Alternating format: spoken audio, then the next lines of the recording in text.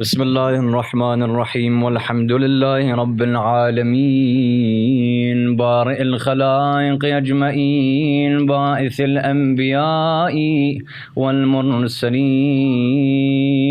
والصلاة والسلام على أشرف الأنبياء وسيد المرسلين أبي القاسم محمد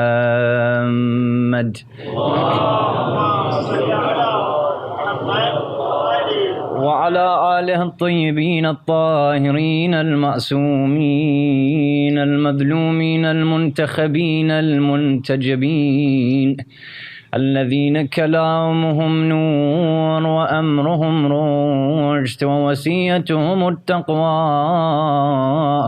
وفعلهم الخير وعادتهم الإحسان وسجيتهم الكرم لا سيما على المهدي هذه الأمة وطاووس أهل الجنة الحجة ابن الحسن الأسكري. اللهم صل على محمد وعلى محمد. اللهم عجل لوليك الفرج. قال الله تعالى في كتابه الكريم بسم الله الرحمن الرحيم فلينظر الإنسان إلى طعامه صدق الله العلي العظيم.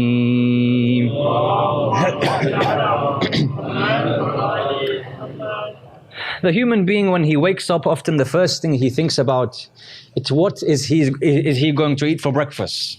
And for example, before he goes to sleep, he thinks about the food that he will cook or prepare or eat the next day. Food is a central part of a human being's life. In actual fact, when it comes to the month of Ramadan, Shahr Ramadan, it's in this period that we realize what effect food actually has on our lives. However, in the way that Allah subhanahu wa ta'ala created the haywanat and the animals and gave them rizq and gave them food, He also created us and gave us food. However, there was a difference between the way in which the animal would eat and the animal would live his life, and between the way in which the human being lives his life, the human being consumes these ni'mat and blessings of Allah subhanahu wa ta'ala. And that difference was that when the animal ate, the animal wasn't told to ponder upon what he is eating. Allah subhanahu wa ta'ala gave the animals their source of nutrition and food, and they would consume. And yes, they would do tasbih. Yes, naturally they would thank Allah subhanahu wa ta'ala, but that's it. However, in Quranul Kareem, when Allah subhanahu wa ta'ala speaks of the food of the human being and insan, and the different types of vegetation, the different types of ni'mat, and blessings that Allah subhanahu wa ta'ala gave the human being, He tells the human being, be different to the animal. The animal eats, that's it. But the human being, فَلْيَنْظُرِ الْإِنسَانِ إِلَىٰ طَعَامِهِ. The human being shouldn't just take this ni'mah of Allah subhanahu wa ta'ala and consume it. Allah subhanahu wa ta'ala orders the human being to ponder over his food. The question comes, what was meant when Allah subhanahu wa ta'ala was telling me and you to ponder over our ta'am and our food? An analysis of this, the first question that arises is that the word ta'am is used in different places in Quranul Kareem. What does it mean? For example, Allah subhanahu wa ta'ala says, وَطَعَامُ الَّذِينَ أُوتُوا الْكِتَابَ حَلٌّ لَكُمْ. The food of the Ahlul Kitab for you is halal. So people read this and said, look, that means that I can go and eat from a Christian, eat his meat. I can eat the meat of a Jew, because Quran says, وَطَعَامُ الَّذِينَ أُوتُوا الْكِتَابَ حَلٌّ لَكُمْ. The answer came no. When Allah subhanahu wa ta'ala uses ta'am in this verse, He doesn't mean meat. He means that which grows on the ground. So for example, if I went and there was a farm, and that farm, the farmer of that farm was a Christian person, and I bought the crops and vegetation, this is halal for me, not haram for me. Quranul Kareem, therefore, when it uses the word ta'am, often refers to the vegetation, the crops, and that which grows from the ground. That's why in this verse, Allah subhanahu wa ta'ala says, فَلْيَنْظُرِ الْإِنسَانِ. The insan should ponder over his food, after which Allah subhanahu wa ta'ala speaks about the olives and the date tree and those things from the ground. And therefore Mufassirin said ta'am in this verse likewise was not meat and these type of things. Ta'am in Quranul Kareem was the vegetation. Why was it then that Allah subhanahu wa ta'ala was ordering the human being, al-insan, whether he is Muslim or not Muslim, mu'min or not mu'min, Allah said the insan should ponder over his food. Some understood this very simply to mean, look at your food and understand the ni'mat and blessings that Allah subhanahu wa ta'ala gave you. That the core, initial elements of all of these foods are few. However, Allah subhanahu wa ta'ala has arranged them in different ways that a new fruit or a new vegetable or a new crop is formed. Look at the benefits that Allah subhanahu wa ta'ala has given you in this life. The wide range of food that was available. Look at the way in which the ground was hard. Allah subhanahu wa ta'ala allowed it to become soft and allowed vegetation to grow. So some understood this to mean, this verse very simply, look at the benefits of God, the ni'mat, the bounties that He has given on the human being. And also understand what you are eating and why you are eating it. Why? Because Amir al-Mu'mineen salawatullahi wa salamuhu alayhi has a narration where he says the heart of the human being is like a seed or a plant. You today, for example, you sow the seed and you start to do what? Give it water. If you give too much water to the plant, what will happen? Nothing will grow, it will die. Abul Hasan alayhi salam says, in the same way, the heart of the human being, if the body is filled with excess food and gluttony, the heart also dies and passes away. So Allah subhanahu wa ta'ala was saying, look at your food and understand. Don't be someone that leads to gluttony or eats without even thinking twice. This was the very simple understanding of this verse. Others said no. Not only was Allah subhanahu wa ta'ala speaking about looking at His bounties with regards to ta'am and akil, He was also speaking about looking at what you eat and to ensure that that which I am eating is halal. Very simply, I know Quran says, Kulu min at-tayyibat.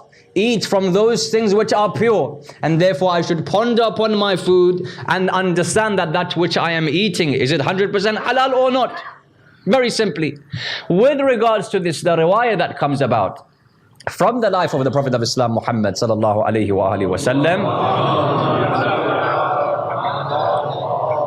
is that he leaves his house one day and a person comes out. This person has a grilled piece of meat in his hands. He says, Ya Rasulullah, my master has gifted you this as a gift. The Prophet of Islam also knows who the master is. He knows this individual, this servant. However, the riwayah says, instead of taking that food straight away, the Prophet of Islam asks a few questions. Just for example, did this master buy it, or was it given to them, the animal? Did they sacrifice it themselves? 2 or 3, and that's it. He then took the meat, he was satisfied, he ate it.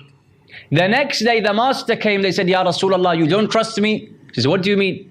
I had sent my servant to you to gift you a certain piece of meat that was cooked. Why did you ask?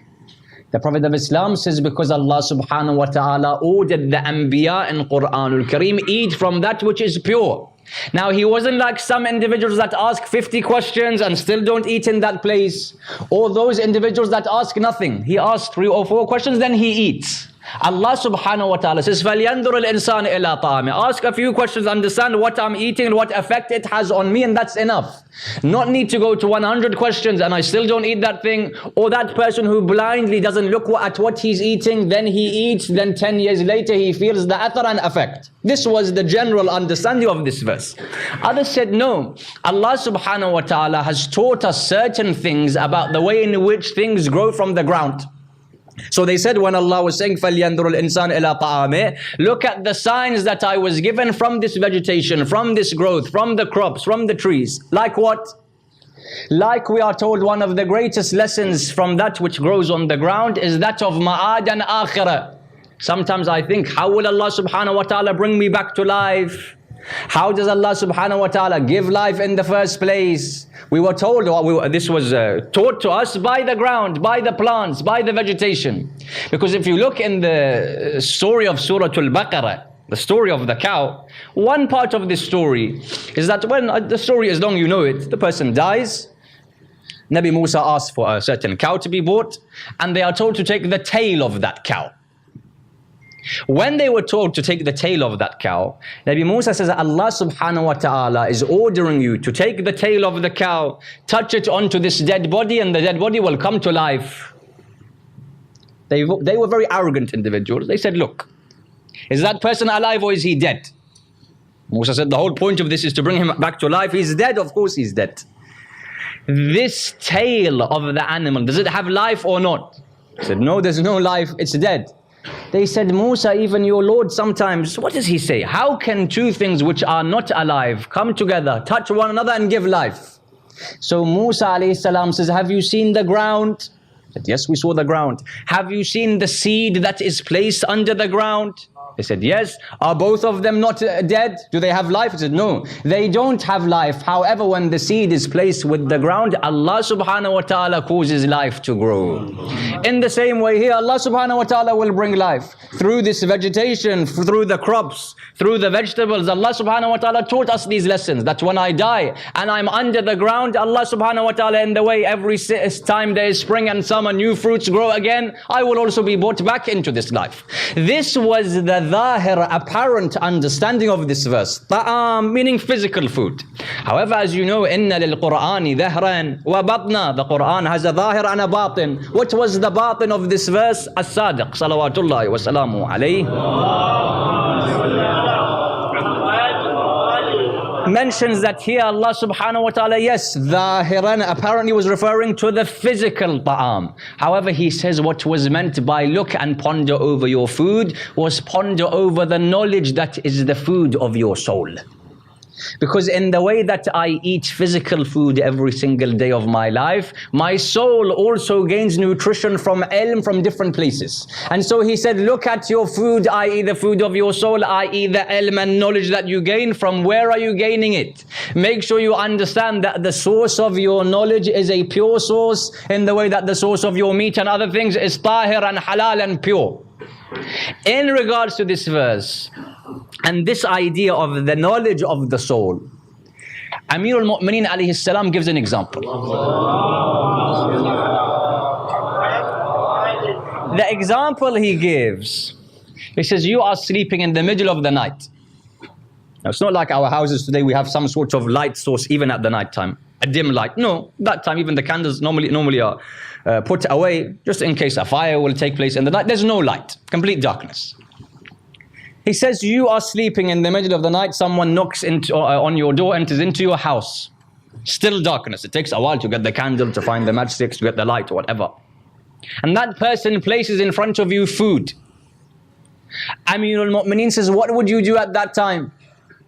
Oh, I'm awake now, the person has come with food. Amir al-Mu'mineen says the natural instinct of any individual is that they at least turn the light on to see what they are eating.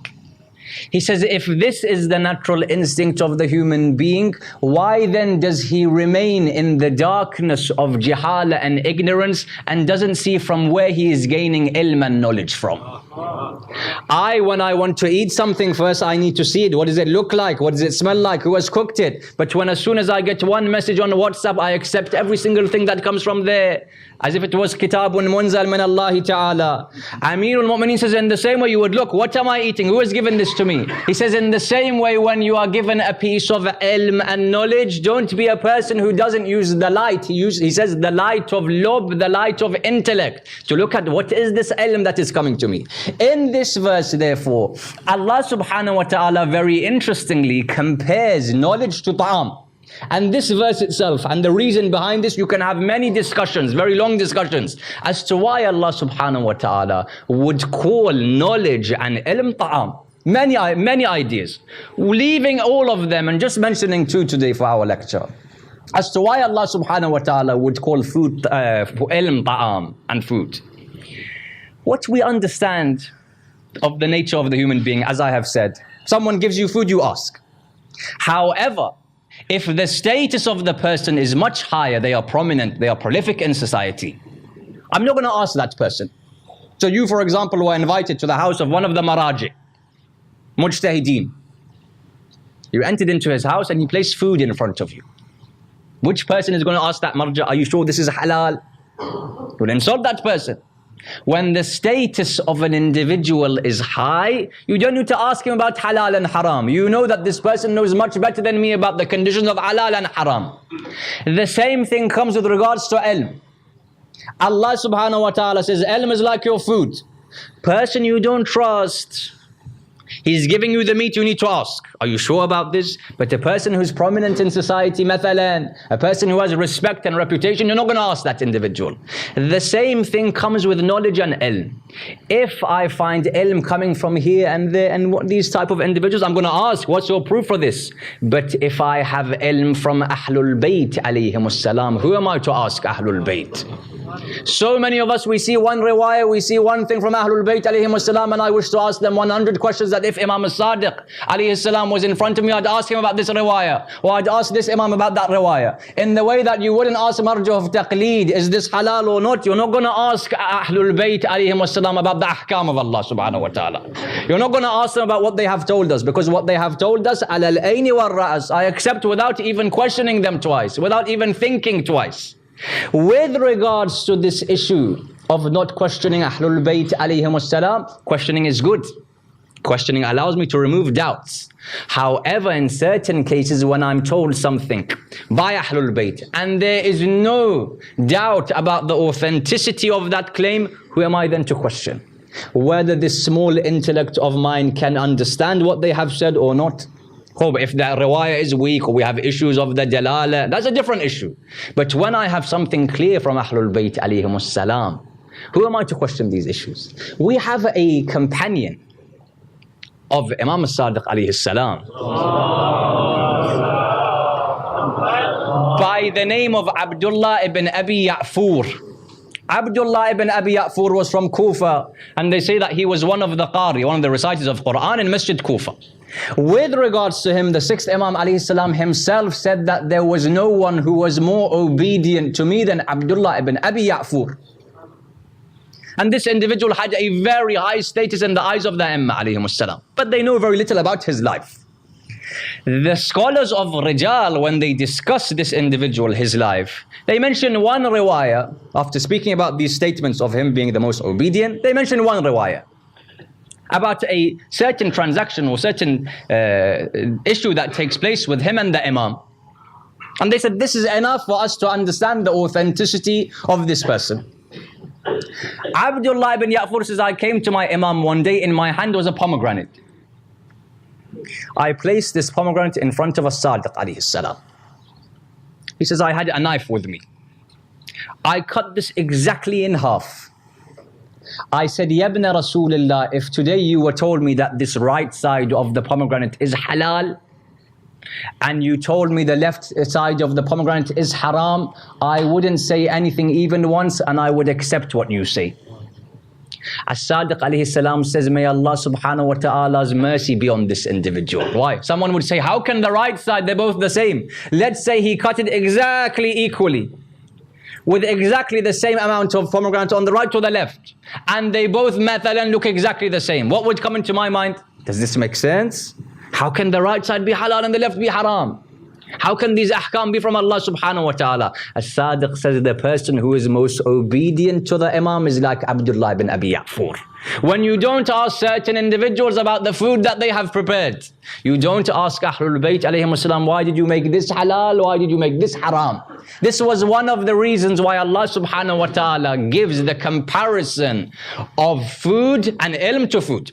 Another reason is that when what we understand about the crops that grow on the ground, a lot of that growth and productivity is based on reliance of Allah subhanahu wa ta'ala. My job is what? My job as a farmer is to take the seed, sow the seed. And whatever I can, if I have a water source, I'll give that the groundwater. If I don't have a water source, I'm entirely reliant on the rain from Allah subhanahu wa ta'ala. All my job is to create this food, for this food to grow, is I take the seed, I sow it, and the rest is up to Allah subhanahu wa ta'ala. The exact same thing comes with regards to ilm and knowledge. Certain individuals, they sow their seed, they will water it as much as they can, but still at the end of the cycle, nothing grows. Others, they sow their seed, they water, and they get the best of harvest. Why? Allah subhanahu wa ta'ala says, it's your job to sow the seed only. Then I see whether you are worthy of this crop or not. The same thing comes with regards to ilm. It is the responsibility of the human being to go and search for this knowledge of Allah subhanahu wa ta'ala, to gain nearness to Allah subhanahu wa ta'ala. If then Allah subhanahu wa ta'ala sees that this person had tawakkul on me, after he sows the seed, he leaves it to Allah subhanahu wa ta'ala, he has this reliance, then the fruits of ilm and knowledge and nearness to Ahlul Bayt alayhimus salam grow. But if a person sows the seed but still has doubt on the power of Allah subhanahu wa ta'ala, then his harvest is empty. He has nothing. The same thing is about ilm. Or sometimes a person says, how can I study Allah subhanahu wa ta'ala's religion? Or how can I gain any type of knowledge? There's expenses, I have a wife, I have a family. Allah subhanahu wa ta'ala says, it's your job to sow the seed, that's it. It's my job to allow then the crops to grow from this. About this issue of knowledge, I remember one of the ulama in Iran, he mentions this story and as well as a riwayah. He says that in Najaf al-Ashraf, next to the shrine of Amir al-Mu'mineen alayhi salam,